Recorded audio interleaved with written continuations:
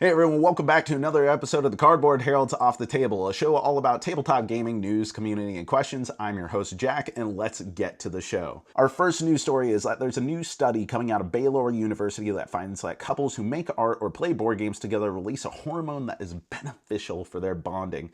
It's an interesting read, and yeah, I totally agree. I mean, over the years, I've made tons of recommendations to people that they should start playing board games together. I mean, it's brought my wife and I closer as a couple.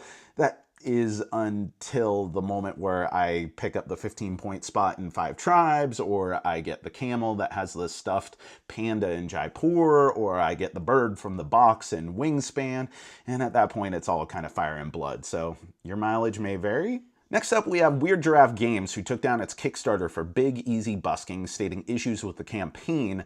Weird Giraffe says that they plan on relaunching with a better explanation of the campaign, clearer pledge levels, fixes to the graphic design, and more review content. Unlike other recently canceled Kickstarters that we may have commented on recently, this seems to have a lot more public support for it, where the general fan base seems like they want to see a better Kickstarter out of this. They have no animosity towards Weird Giraffe, so it's cool to see that sort of communal support. Now, Carla confirmed for me that they are hoping to relaunch in late April, but that's a tentative date at this time, so take it with a grain of salt.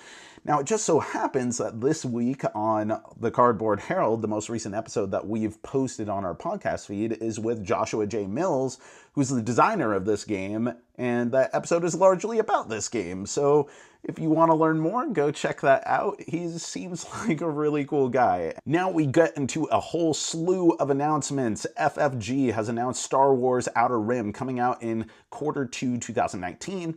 It's a 1 to 4 player game by Corey Knizia. I've never really known how to pronounce Corey's last name. Now, this game looks like you get a ship, you hire a crew, and then you do missions, you do bounties, you do stuff that's out there in the Outer Rim, you know, Star Wars-y stuff, except the whole, like, rogue side of Star Wars, the Han Solo type of thing. The coolest sounding thing about this game to me is that it sounds like your characters can get bounties on their heads, which other players can collect, and you know, nothing personal, but if you have a bounty on your head, I'm coming to collect it. But this was not the only FFG announcement we had. They had a Keyforge Age of Ascension expansion announcement. Now this thing is going to have 204 new cards, 166 old cards are going to be part of it. There's going to be no new houses, but there are 3 new mechanics. So you have Deploy, which is going to allow you to insert your card amongst a battle line. So if you know the game itself, once you put cards down together, their proximity to one another is fixed, unless you have Deploy, apparently. Then you're also going to have Alpha and Omega, the very first thing you do in a turn and the very last thing you do in a turn. Now, I don't love Keyforge. If you checked out my review recently, you'd know a little bit more about that. It's a total, it's not you, it's me thing.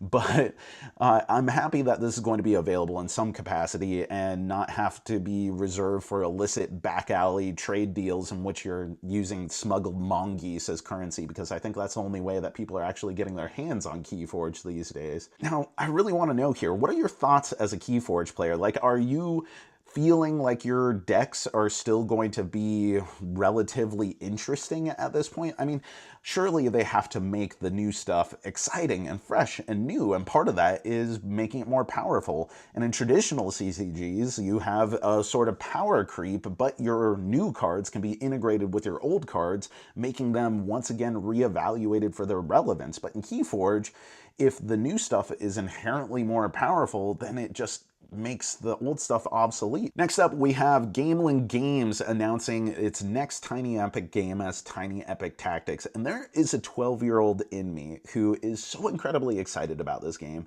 because it looks like Final Fantasy Tactics, one of my favorite video games of all time. And that is so incredibly exciting. But on the other hand, I look at the artwork and all of a sudden I'm a jaded adult with a kid who sees these character designs and can't help but feel like they're 2 steps below some weird low-budget CGI children's show.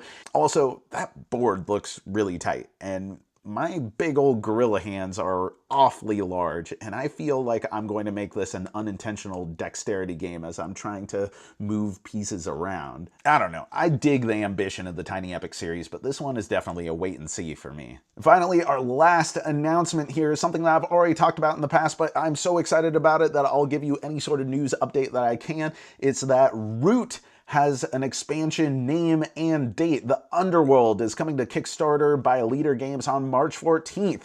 And I'm not going to say much about it because we've already covered it on this show in the past, but hot damn, those character designs look so freaking cool. Look at that mole. Look at that crow. It does sound like there's going to be a new deck of cards corresponding to the new map or some sort of new change up that's involving the cards that are going to be swapped out. So more details on that coming soon, but yeah. I'm super duper excited for this thing. Okay, now that we're done with about 100 different announcements, or at least it feels like that, I wanted to take us out with a highlight on Cardboard and Plastic, a great video channel that does reviews and painting tutorials. I mean, there's some other stuff, but all of it is in one way or another related to these tutorials or the review content for games, of course. I mean, I'm not painting models here. We're talking about tabletop games. Dylan has some fantastic videos where he has an editing panache that I am kind of envious of, and he has a way of adding different media into his reviews. Or that the system itself could just age really, really poorly.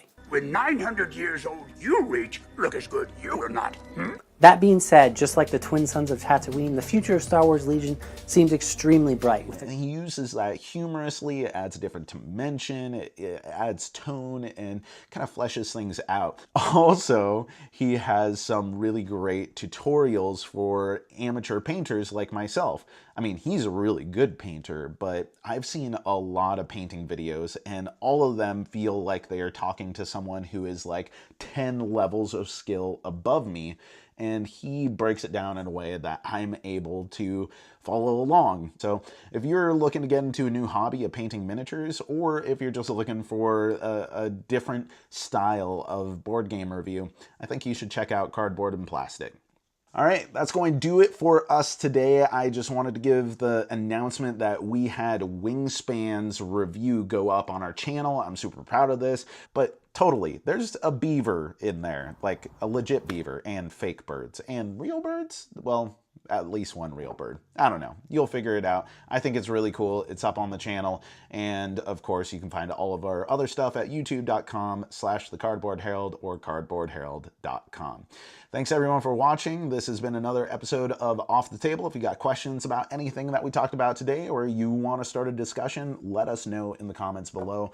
I've been your host, Jack, and once again, thank you for watching The Cardboard Herald. If you enjoyed this video, we have all kinds of other reviews, interviews, and recommendations via writing, podcasts, and video here on our channel and website cardboardherald.com. Our content is audience supported, so if you want to show your support, please visit our Patreon. Thank you so much for watching. This has been The Cardboard Herald.